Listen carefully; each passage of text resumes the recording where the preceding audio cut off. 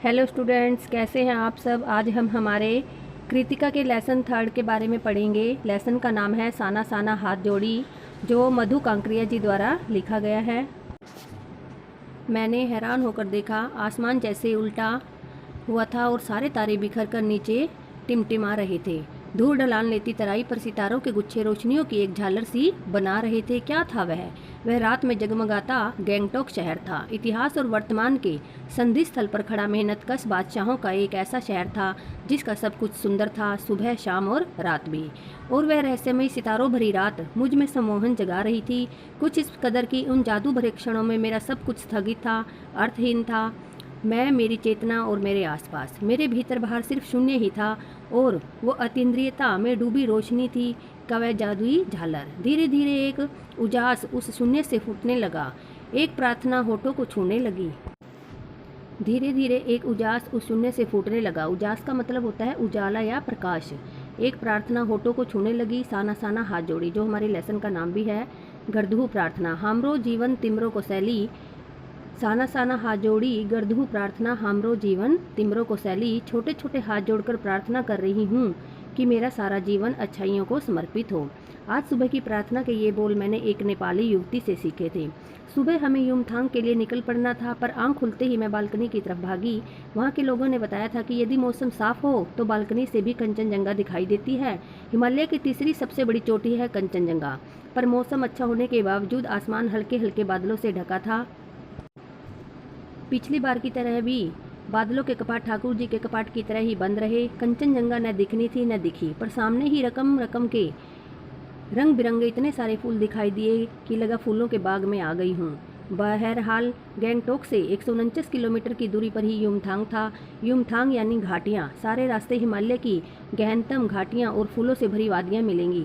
आपको ड्राइवर कम गाइड जितेन नार्गे मुझे बता रहा था। क्या वहाँ बर्फ़ मिलेगी? मैं बचकाने उत्साह से उनसे पूछने लगती हूँ। चलिए तो, जगह जगह है गदराए पाइन और धूपी के खूबसूरत नुकीले पेड़ों का जायजा लेते हुए हम पहाड़ी रास्तों पर आगे बढ़ने लगे कि एक जगह दिखाई दी कि एक कतार में लगी सफ़ेद सफ़ेद बोध पताकाएँ, किसी ध्वज की तरह लहराती, शांति और अहिंसा की प्रतीक ये पताकाएँ, जिन पर कुछ मंत्र लिखे हुए थे। नार्गे ने बताया, यहाँ बुद्ध की बड़ी मान्यता है। जब भी किसी बुद्धिस्ट की मृत्यु होती है तो उसकी आत्मा की शांति के लिए शहर से दूर किसी पवित्र स्थान पर 108 सफ़ेद रंग की पताकाएँ फहरा दी जाती हैं। नहीं, ये और धीरे धीरे अपने आप ही नष्ट हो जाती है, उनको स्वयं उतारा नहीं जाता।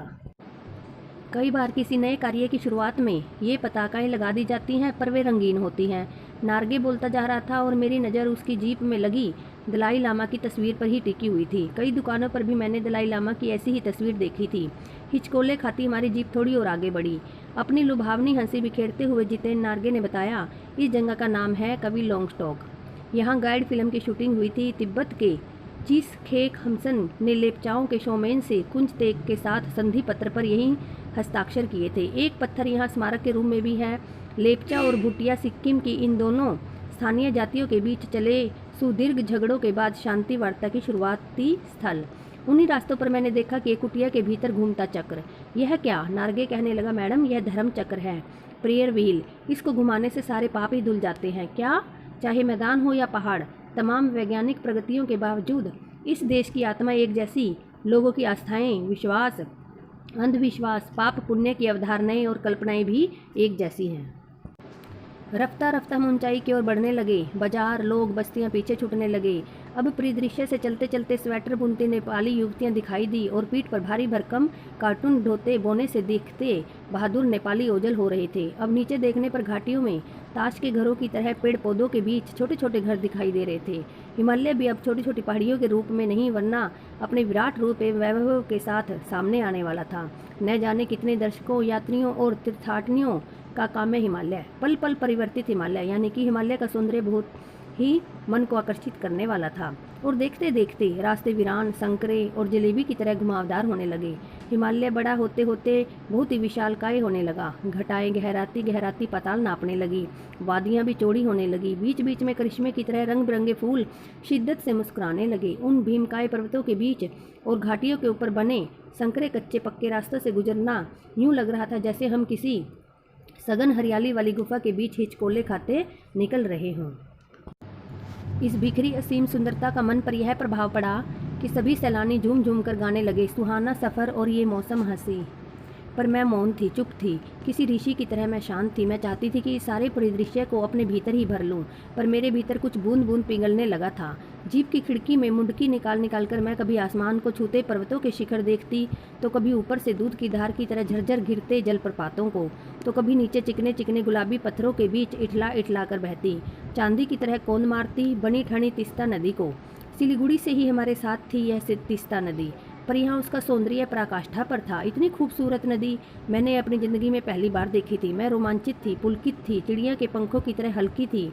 मेरे नगपति मेरे विशाल, मैंने हिमालय को सलामी देनी चाहिए कि तभी जीप एक जगह रुकी। खूब ऊंचाई से पूरे वेग के साथ ऊपर शिखरों के भी शिखर से गिरता फेन, उगलता झरना, इसका नाम था सेवन सिस्टर्स वाटरफॉल।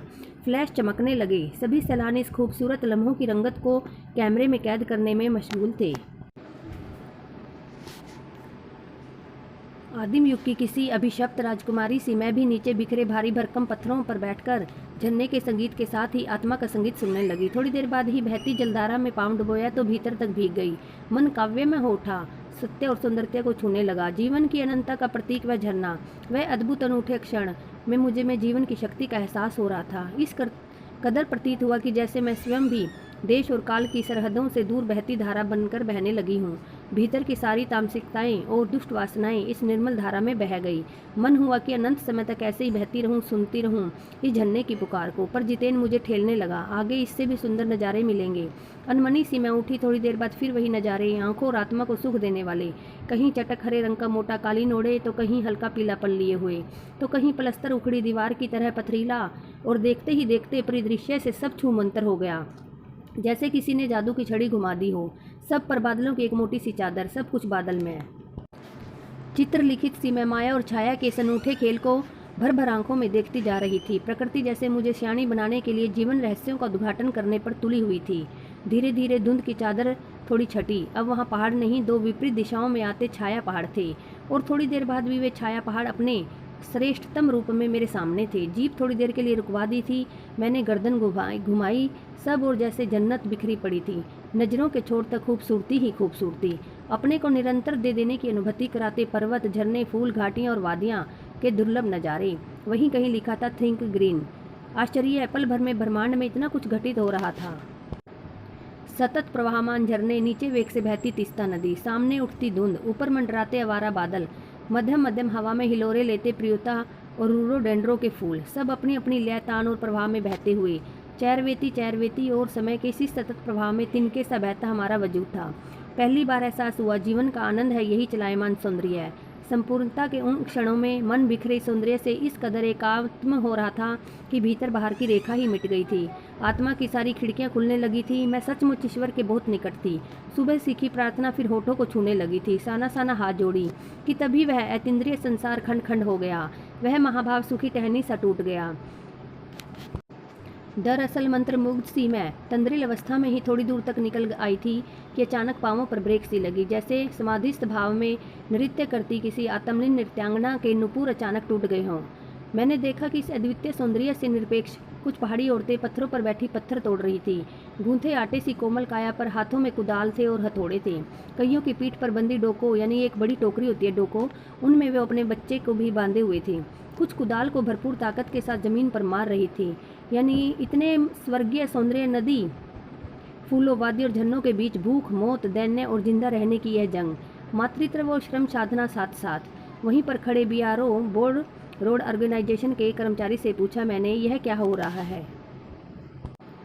चूहलबाजी के अंदाज में उसने बताया, जिन रास्तों से गुजरते हुए आप हिम शिखरों से टक्कर लेने जा रही हैं, उन्हीं रास्तों को ये पहाड़ी ने चौड़ा बना रही हैं। बड़ा खतरनाक यह कार्य होगा। मेरे मुंह से अचानक निकला। वह संजीदा हो गई थी। कहने लगा, पिछले महीने तो एक की जान भी चली गई थी। बड़ा ही मुश्किल कार्य है पहाड़ों में रास्ता बनाना। पहले डायनामाइट से चट्टानों को उड़ा दिया जाता है, फिर बड़े बड़े पत्थरों को तोड़ मोड़कर एक आकार के छोटे छोटे पत्थरों में बदला जाता है, फिर बड़े बड़े जाले में उन्हें लंबी पट्टी की तरह बिठाकर कटे रास्तों पर बाड़े की तरह लगाया जाता है। जरा सी चूक और सीधा पाताल प्रवेश। और तभी मुझे ध्यान आया, इन्हीं रास्तों में एक जगह सिक्किम सरकार का बोर्ड लगा था, जिस पर बड़े बड़े अक्षरों में लिखा था, ever wondered to defied death to build these roads. आप ताज्जुब करेंगे पर इन रास्तों को बनाने में लोगों ने मौत को जुटलाया है। एकाएक मेरा मानसिक चैनल बदला, मन पीछे घूम गया। इसी प्रकार एक बार पलामू और गुमला के जंगलों में देखा था, पीठ पर बच्चे को बांधे, कपड़े से बांधकर पत्तों की तलाश में वन वन डोलती आदिवासी युवतियाँ। इन पत्थर तोड़ती पहाड़ियों के हाथों में पड़े ठाड़े एक ही कहानी कह रहे थे। आम जिंदगियों की कहानी हर जगह एक सी है, पर सारी मलाई एक तरफ, सारे आंसू, अभाव, यातना और वंचना एक तरफ। और तभी मेरी सहयात्री मणि और जितेन मुझे खोजते खोजते वहाँ तक आ गई। मुझे गमगीन देख जितेन कहने लगा, मैडम ये मेरे देश की आम जनता है, इन्हें तो आप कहीं भी देख लेंगी। आप इन्हें नहीं, पहाड़ों की सुंदरता को देखिए जिसके लिए आप इतने पैसे खर्च करके आई हैं। ये देश की आम जनता ही नहीं, जीवन की प्रति संतुलन भी है। ये वेस्ट एट रिपेइंग है। कितना कम लेकर ये समाज को कितना अधिक वापस लौटा देती हैं। मन ही मन सोचा मैंने। हम वापस जीप की ओर मुड़ने लगे कि तभी मैंने देखा कि एक श्रम सुंदरियाँ किसी बात पर इस कदर खिलखिलाकर हंस पड़ी कि जीवन लहरा उठा था और वह सारा खंडहर ताजमहल बन गया था।